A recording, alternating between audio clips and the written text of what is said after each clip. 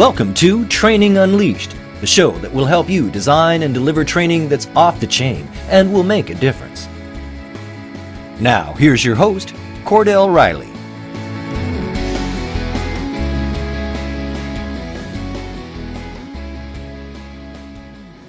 I am very excited to have you with us today. I am incredibly excited to have Brent Baldwin with us today. Brent is with thinkworldclass.com. Cordell, thank you so much for having me. Super. So, Brent, obviously I've had the pleasure of meeting you and talking a little bit before and certainly reading your bio, but maybe tell everybody a little bit about yourself and what thinkworldclass.com does. Sure. I spent many years in the financial services industry, in real estate and insurance, and a variety of fields along those lines. And, Cordell, I got to the point where I really have always been very intrigued with personal development, personal growth. And I got to the point in my life and I thought, my goodness, this is the time to actually step out and start doing what I've been talking about all these years.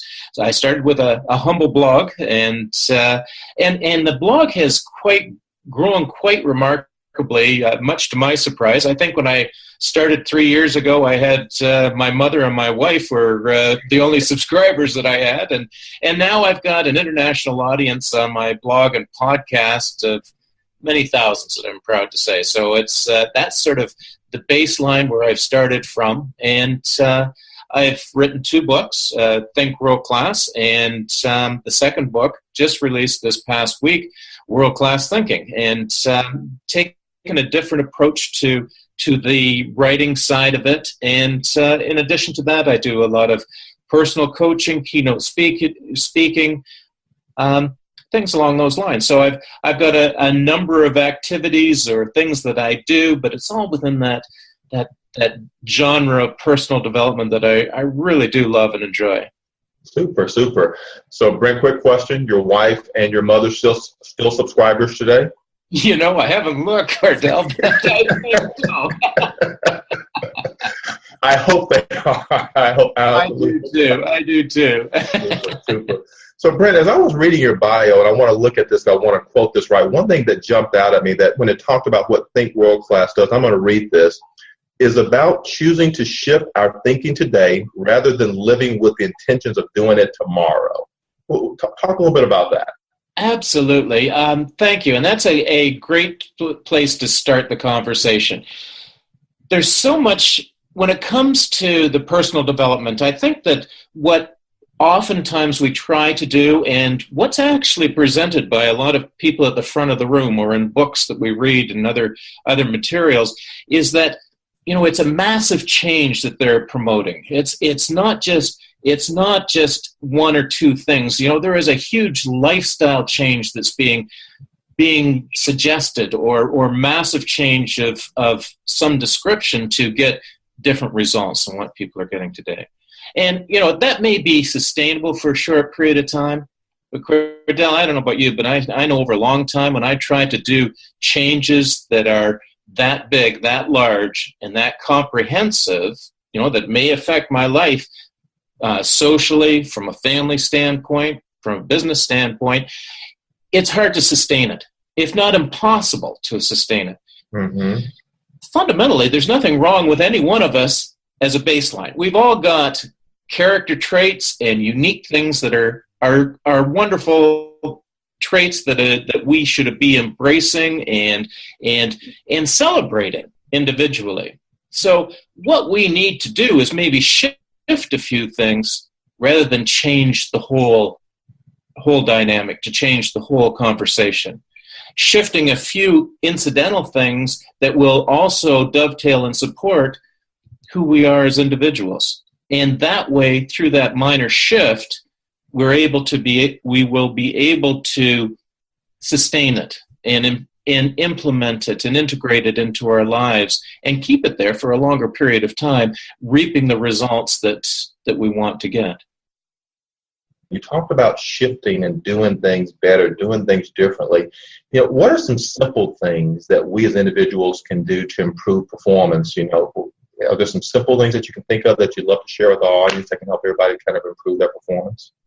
Absolutely. The first thing I think, or one thing that I think is very much fundamental to any kind of shift, any kind of change in process, is there is a formula that I work with, and I think it was Larry Wilson who actually originated this, but I've used it to my own on my own for many years, and I do give credit, the late great Larry Wilson, credit for all he put into the world, and this was one of those wonderful things. But you have to start with a certain amount of dissatisfaction. There's got to be something that you're just is not right, that you're not happy with, that you want to be different in your life. Because if you haven't got that dissatisfaction, Cordell, it's not going to happen. You might as well just pack it up and say, that was a good thought. It was something that I gave a bit of thought to, but when push comes to shove, I'm not completely dissatisfied with life the way it is right now. So if you're dissatisfied and you want something different, then you're going to have the fire in your belly to be able to meet the slings and arrows of the naysayers or meet the obstacles that are going to be in your way. Then the next thing that you're going to need to know is what you want. What you don't want. What do you want? So if you've got an idea that you're just unhappy with it, you know what you want, the next part is maybe the big one, and that's the process. How are you going to get there? What are you going to do on a step-by-step basis, and map it out on a linear perspective, so that you know where you're going to go next. What is probably the next best move for you to get where you want to go?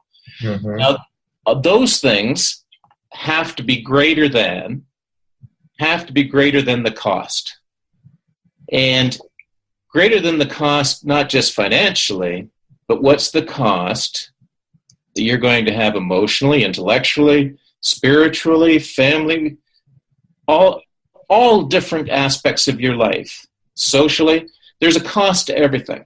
Mm-hmm. And is that cost are you prepared to go through this process, and is going through that process a greater benefit to you than the cost that you're going to incur at some point along the line? So that's what I'd like to leave that with your people.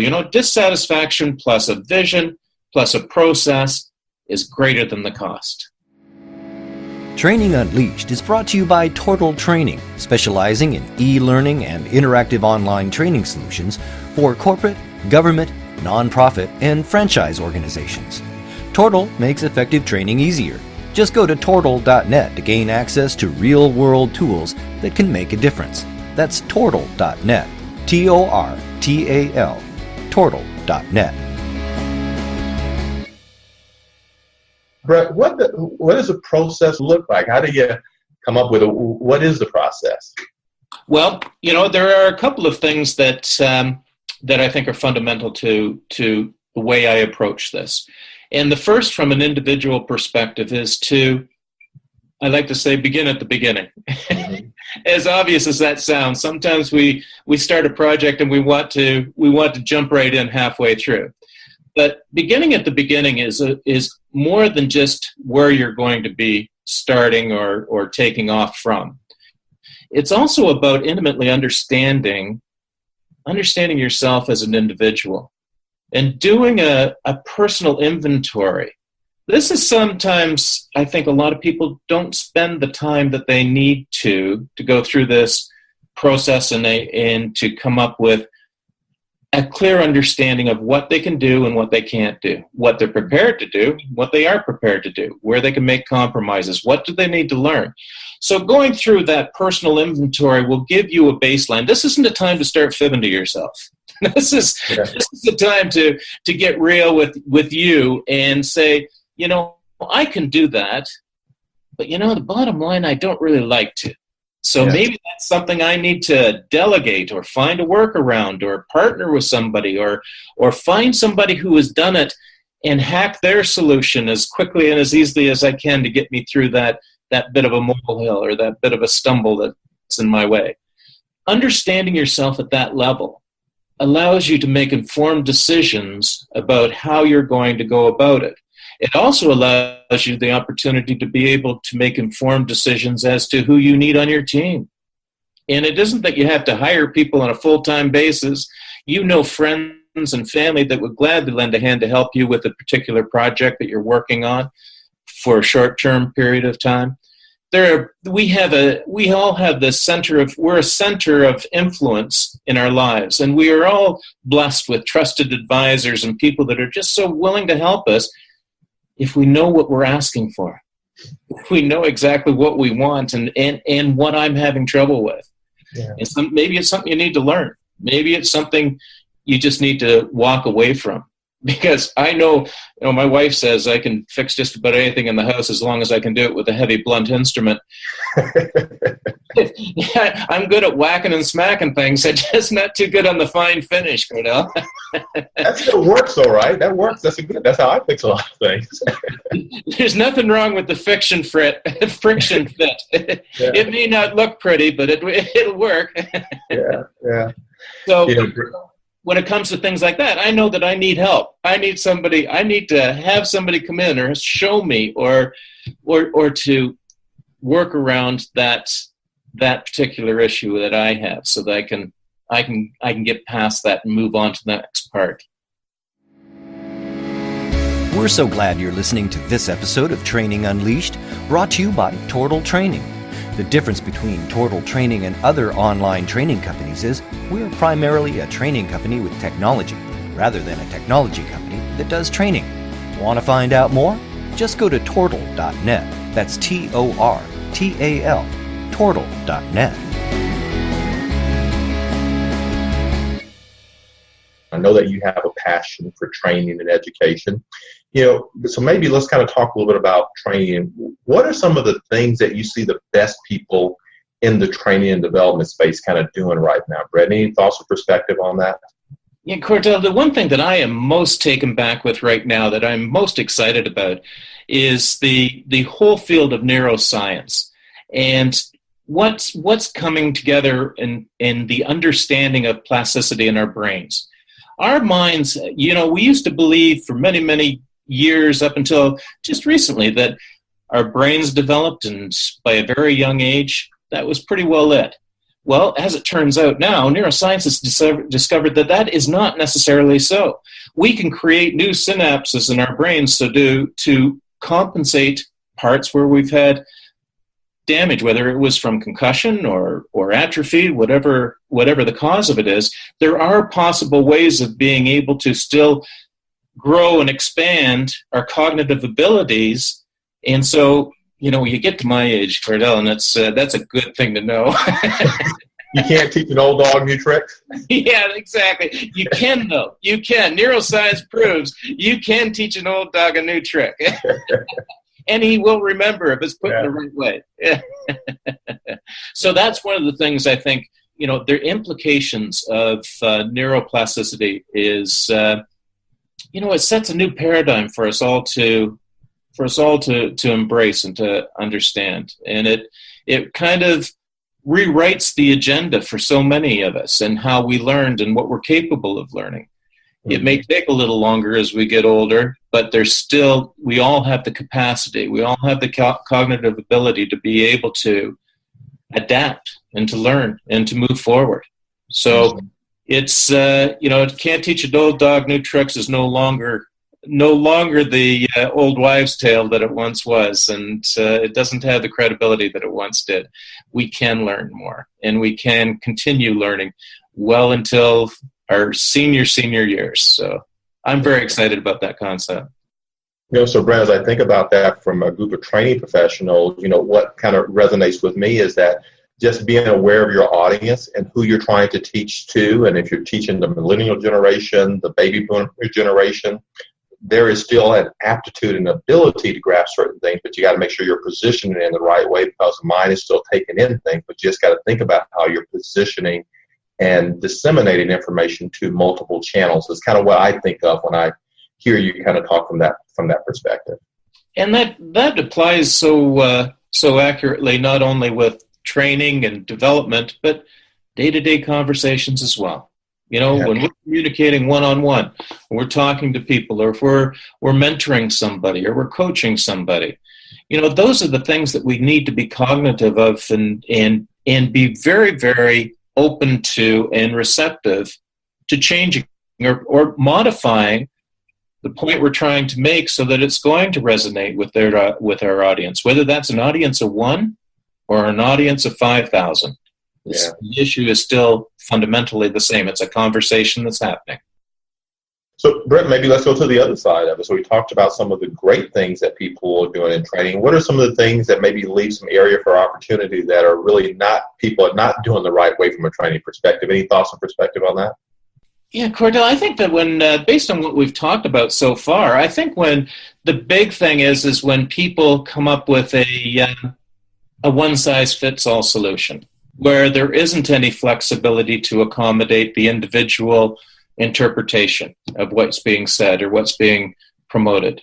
You know, when people start to speak and present as the definitive source with the only solution, that's just such a missed opportunity. And that kind of goes in with what we've been talking about so far.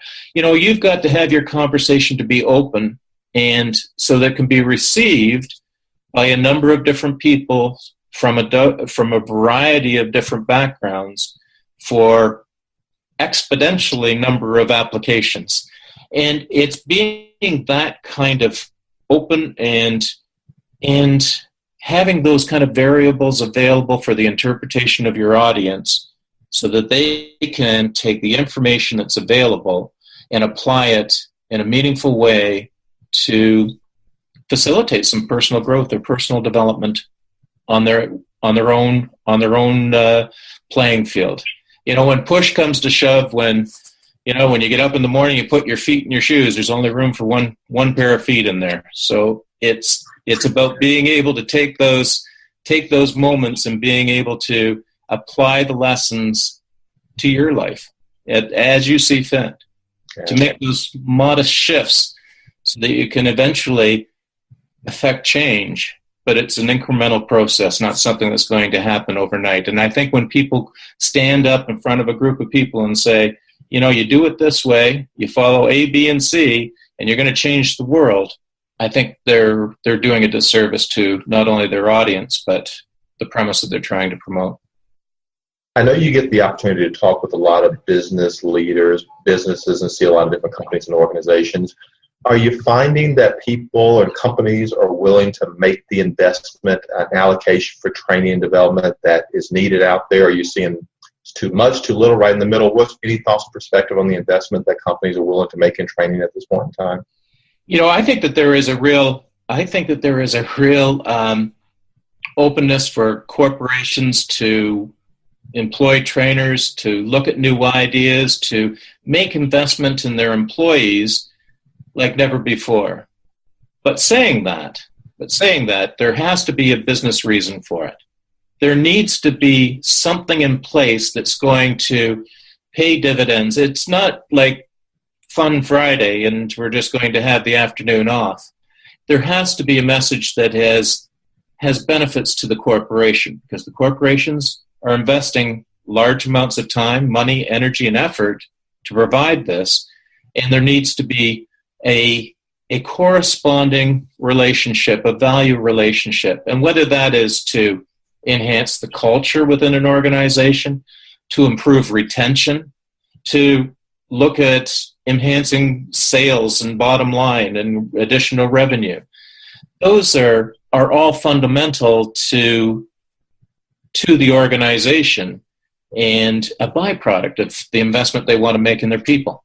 And because otherwise, I mean, they would just give you the Friday afternoons off, and that's not going to be serving anybody anything in a long-term basis. It's unique and it's fun on occasion, but it's not something that's going to be serving the greater good of the organization, which inevitably is writing the paychecks. So we need it's a relationship. There needs to be a corresponding value for both sides. A corresponding value, business reason. So as you get ready to go talk to management, you're not just talking about training just for the sake of training, because this is what we've always done, but we're thinking about the business implications, the business reasons that we need to do this training. Here's what it's going to do for us. That's kind of what I'm hearing from that. Is that accurate?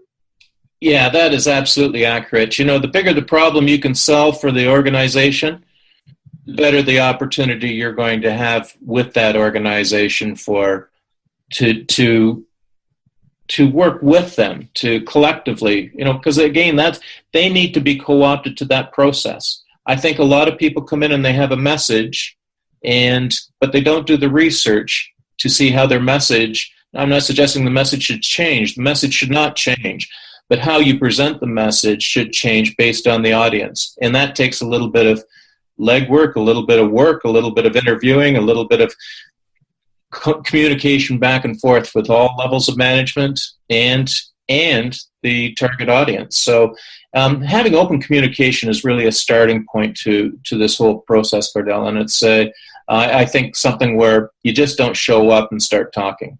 There's the planning, the preparation, getting in there and getting your feet on the ground and understanding what people are dissatisfied with, what the problem actually is, or what the motivation is for the corporation and the individuals, whether it would be enhancing culture or whether it's increasing sales with the sales staff. What are we coming up against? Because every market has its unique nuances. There isn't anyone out there that had rewritten the book on problems. We all have some common denominators when it comes to problem. We may think that they're unique to only me, but unfortunately, we all go through them in some way, form, or fashion. What is unique is the idiosyncrasies, the nuances that may be in your market that I don't have in mine. Maybe it's competitive influences. Maybe it's personal preferences of the buying public, or maybe it's competitive employers that are taking the best people out of existing shops and workplaces. Brent, thank you very much. This has been incredible. I've really enjoyed it. Very, very enjoyable. Thank you, our audience, for joining us. We certainly hope that you'll continue to come back for others. Take care and have a great day, everybody. Bye-bye. This has been Training Unleashed, but it doesn't stop here. Just go to trainingunleashed.net to subscribe to the show. That way, you'll never miss an episode, and you'll be well on your way to delivering training programs that are off the chain. We'll talk to you next time on Training Unleashed.